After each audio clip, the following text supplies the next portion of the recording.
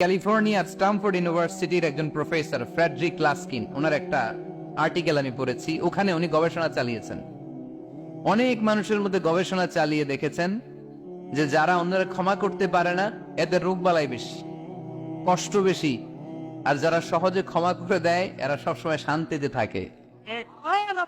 এটা পরীক্ষিত, এটা ওনার একটা রিসার্চ। এরপর আমেরিকাতে একটা স্টেট আছে ম্যাসাচুসেট, এই ম্যাসাচুসেট জেনারেল হসপিটালে একজন পৃথিবী বিখ্যাত সাইকিয়াট্রিস্ট বসে, মনোবিজ্ঞানী, নাম হচ্ছে প্রফেসর হারবার্ট বেনসন। এই হারবার্ট বেনসন উনিও ওনার সব রোগীদেরকে দিয়ে একটা ফর্ম পূরণ করায়, সেখানে উনি কিছু কোশ্চেনার ছুড়ে দেয়, প্রশ্ন করে আর উত্তর নেয়।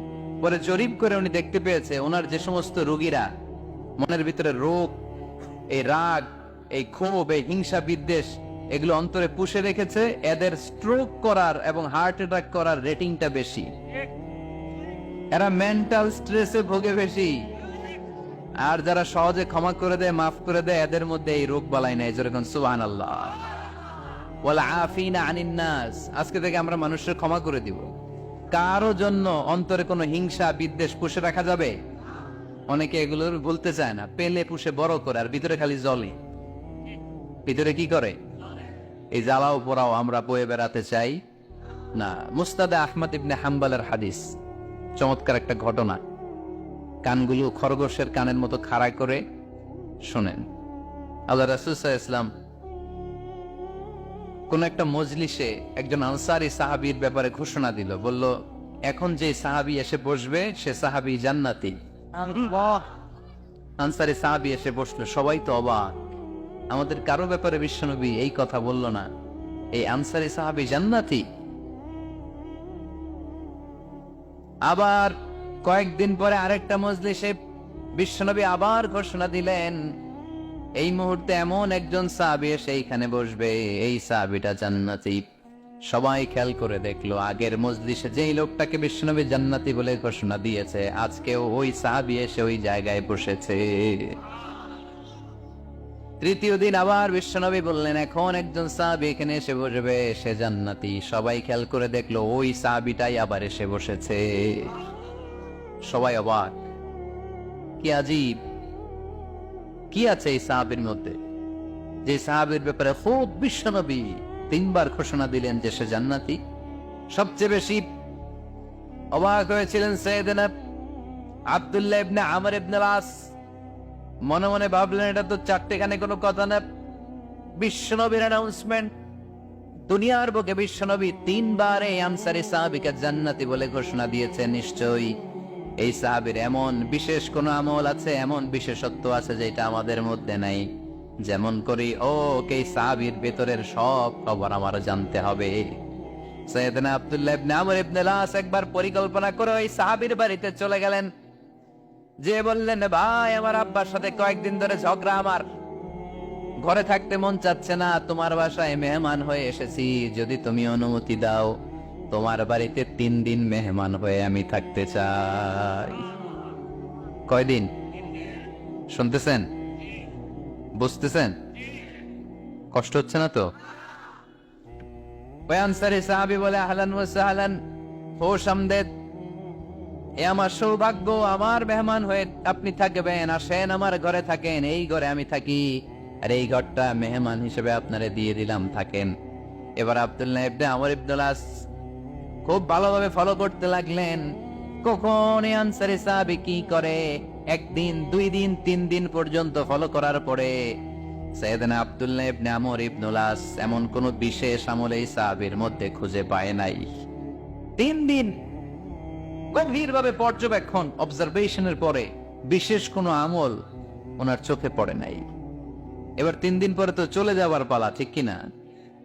এবার তিনি সোজা সাপটা আনসারী সাহাবীর কাছে যে ভিতরের কথা খুলে বলে ফেললেন, বললেন, ও ভাই, আসলে আমার বাবার সাথে এমন বড় কোনো ঝগড়া আমার হয় নাই যে কারণে বাড়ি থেকে বের হয়ে তোমার মেহমান আমার হওয়া লাগবে, আমি বিশেষ এক উদ্দেশ্যে এসেছি। কি উদ্দেশ্য? আব্দুল্লাহ ইবনে আমর ইবনে আস এবার বলতে আরম্ভ করলেন, আমরা খেয়াল করেছি 3টা মজলিসে বিষ্ণু ঈসা ইসলাম তোমাকে জান্নাতি বলে ঘোষণা করেছে, তাই আমি জানার জন্য এসেছি তুমি এমন কি আমল করো যে কারণে বিশ্বনবী ঘোষণা দিলেন যে তুমি জান্নাতি।